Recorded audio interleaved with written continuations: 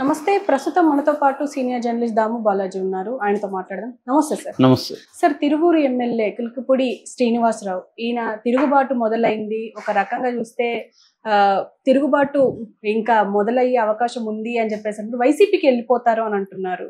ఎలా చూడొచ్చు అంటారు?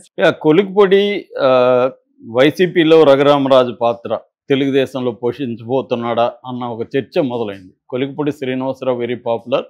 ముఖ్యంగా అమరావతి ఉద్యమంలో ఆయన ఎంత పాపులర్ మనకు తెలుసు. అమరావతి పరిరక్షణ సమితికి అధ్యక్షుడిగా ఉన్నాడు. అమరావతి ఐక్య కార్యవేదిక దానికి కన్వీనర్గా పనిచేశాడు ఆయన. ఆయన అన్నిటికంటే కూడా నిత్యం టీవీ ఛానళ్ళు అప్పట్లో తెలుగుదేశం ఏబిఎన్ TV5 వీటిలో నిత్యం ఉంటూ వైసీపీ మీద చాలా గట్టి పోరాటం ఆయన చేశాడు. రెండోది ఆయన నిర్భయంగా ఉండే వ్యక్తి. ఒక్కోసారి తెలుగుదేశం మీద కూడా ఆయన గతంలో విమర్శలు చేసిన సందర్భాలు ఉన్నాయి.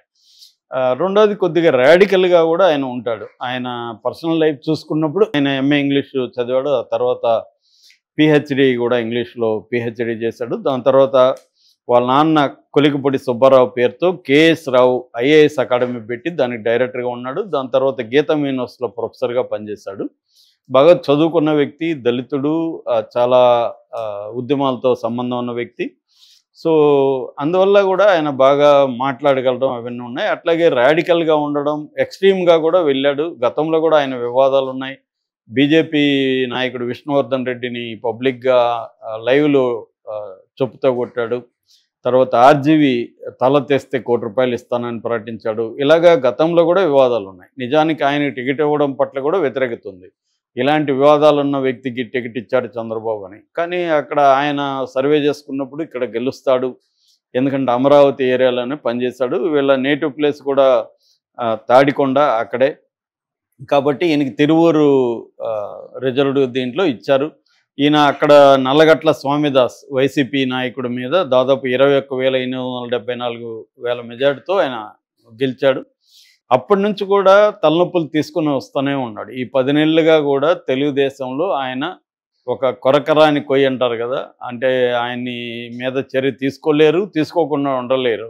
అలాంటి ఒక కండిషన్ని తెలుగుదేశానికి ఈయన నిరంతరం క్రియేట్ చేస్తున్నాడు. తెలుగుదేశంలో ఒక ఆమె అప్పుడు ఆత్మహత్యకి ట్రై చేసింది. ఈయన వేధింపులు తట్టుకోలేక ఈయన మీద అనేక మంది తిరుగుబాటు చేశారు. ఈయన బండబూతులు తిట్టిన సందర్భాలు ఉన్నాయి అమరావతిలో కొంతమందిని. అలాగా చాలా వివాదాలు అయితే క్రియేట్ అవుతున్నాయి. లేటెస్ట్గా ఆయన ఏంటంటే తెలుగుదేశం అధినాయకత్వానికి ఒక డెడ్ లైనే పెట్టాడు. ఎప్పుడు పెట్టాడు? నిన్న ఫ్రైడే. ఏం పెట్టాడంటే అక్కడ రమేష్ రెడ్డి అని ఉన్నాడు. రమేష్ రెడ్డి ఎవరంటే మండల తెలుగుదేశం ప్రెసిడెంట్ ప్లస్ మాజీ మండల దీంట్లో చైర్మన్ ఆయన ఆలవాల రమేష్ రెడ్డి. ఆయన ఒక గిరిజన మహిళకు ఫోన్ చేసి బండబూతులు తిట్టాడని, ఆయన్ను కానీ సస్పెండ్ చేయకపోతే 48 గంటల్లో నేను రిజైన్ చేస్తా ఎమ్మెల్యేకి అని చంద్రబాబుకి ఒక అల్టిమేటాన్ని కొలికపూడి అంటే ఒక ఎమ్మెల్యే ఒక ముఖ్యమంత్రికి అల్టిమేటం జారీ చేశాడు. ఇది ఒక షాకింగ్ అని చెప్పొచ్చు, లేదా ఒక పెద్ద సంచలనం అని చెప్పు. చంద్రబాబుకి ఏ ఎమ్మెల్యే ఇప్పటి వరకు చంద్రబాబుకి ఇటువంటి అల్టిమేటం ఇవ్వలేదు. ఫస్ట్ టైం ఇచ్చాడు కొలికపూడి.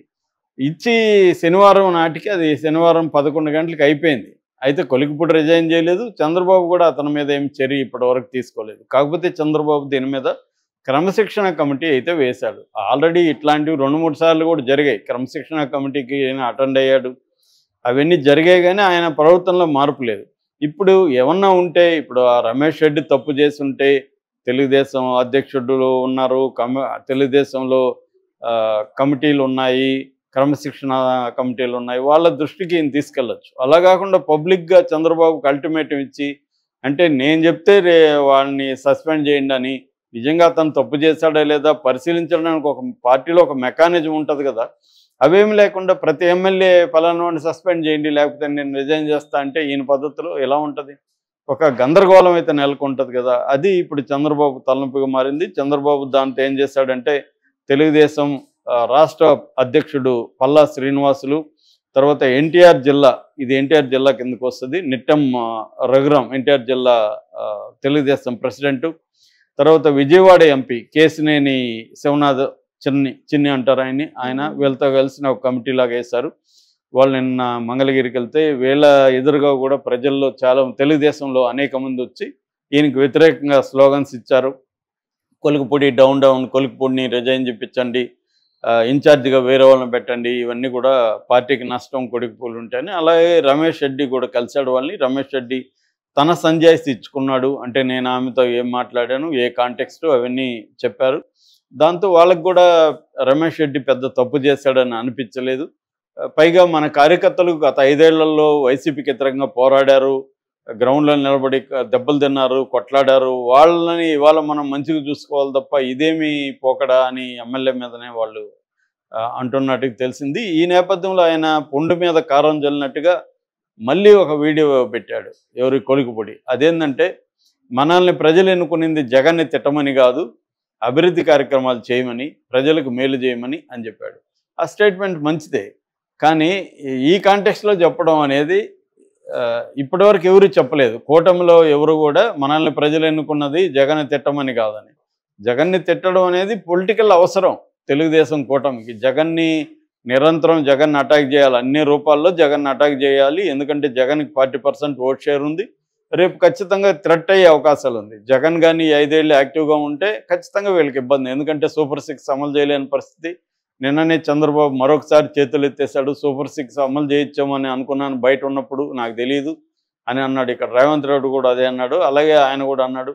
అది విచిత్రంగా ఉంది. ఎందుకంటే వాళ్లే కదా 13 లక్షలు 14 లక్షల కోట్ల అప్పు ఉంది, జగన్ అప్పు చేసేసాడని చెప్పింది వాళ్లే. మరి అంత అప్పు ఉన్నప్పుడు ఈ 1,30,000 కోట్లు పర్ ఇయర్కి ఖర్చు పెట్టాల్సిన సూపర్ 6ని ఎలా ఇచ్చారు? క్లియర్గా జనాలను ఏమార్చుదామనే ఇచ్చారు, నో డౌట్.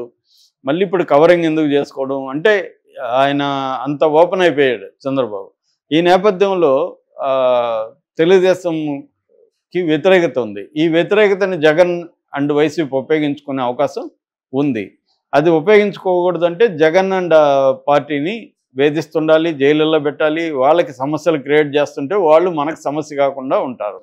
ఇది చంద్రబాబుకు ఉండే ప్లాన్. ఇది తెలీదా? కొలికిపూడి పిహెచ్డి చేసి ఆయన ప్రొఫెసర్గా పనిచేసిన వ్యక్తికి తెలీదా? తెలిసి కూడా ఎందుకు ఇబ్బంది పెడుతున్నాడు అంటే ఏదో అసంతృప్తి ఉన్నట్టుగా ఉంది కొలికిపూడికి. మరి ఆయనకి మంత్రి పదవి ఆశించాడా, లేకపోతే ఇంకేమైనా పదవులు ఆశించాడా, ఎమ్మెల్యే సరిపోలేదు తనకు అనుకుంటున్నాడా తెలియదు. మరి ఆయనైతే అసంతృప్తి ఏదో ఉంది. ఆయన అందుకని ఆయన పద్ధతిలో అంటే రఘురామరాజు ఆదర్శంగా తీసుకున్నాడేం తెలీదు. రఘురామరాజు ఎట్లాగైతే వితిన్ ద పార్టీలో ఉండి ముప్పు తిప్పలు పెట్టాడు, చంద్రబాబును కూడా ఈయన అలా పెట్టే అవకాశం కనిపిస్తుంది. మరి ఇది ఇప్పుడు పెద్ద తలనొప్పిగా మారింది. ఎందుకంటే ఒకరు ఎమ్మెల్యే మీద చర్య తీసుకోకపోతే 10 మంది ఎమ్మెల్యేలు 100 మంది ఎమ్మెల్యేలు తయారవుతారు. 134 మంది తెలుగుదేశానికి ఉన్నారు. రేపొద్దున అనేక మంది ఇక్కడ తయారవుతారుగా. వాళ్ళు కోరుకున్నదని తీకపోతే బ్లాక్మెయిల్ చేస్తారు, డెడ్ లైన్లు పెడతారు చంద్రబాబుకి. ఆల్రెడీ చంద్రబాబు పట్ల అందరికీ అభిప్రాయం ఏంటంటే ఈయన అత్యంత బలహీనమైన ముఖ్యమంత్రిగా ఉన్నాడు, ఎప్పుడు లేడు ఆయన చరిత్రలో. చాలా స్ట్రాంగ్గా ఉండి ముఖ్యంగా అడ్మినిస్ట్రేటివ్ మీద చాలా పట్టు ఉంటుంది చంద్రబాబుకి. అలాంటి వ్యక్తి ఇవాళ వీక్ అయిపోయాడు. ఇటు పవన్ కళ్యాణ్కి భయపడుతున్నాడు, లోకేష్కి భయపడుతున్నాడు, అటు మోడీకి భయపడే పరిస్థితి ఉంది, ఎమ్మెల్యేలకు కూడా ఎవరు ఎమ్మెల్యేలు ఈయన మాట వినట్లేదు, ఎవరికి వాళ్ళు దోచుకునేస్తున్నారు అని తెలుగుదేశాన్ని సపోర్ట్ చేసే మీడియాలోనే నిరంతరం వస్తున్నాయి. ఈ కాంటెక్స్లో ఫస్ట్ టైము ఒక ఓపెన్ ఛాలెంజ్ చేసి 48 గంటలు చంద్రబాబు డెడ్ లైన్ పెట్టి రెబల్గా మారుతున్న కొలికిపూడి మీద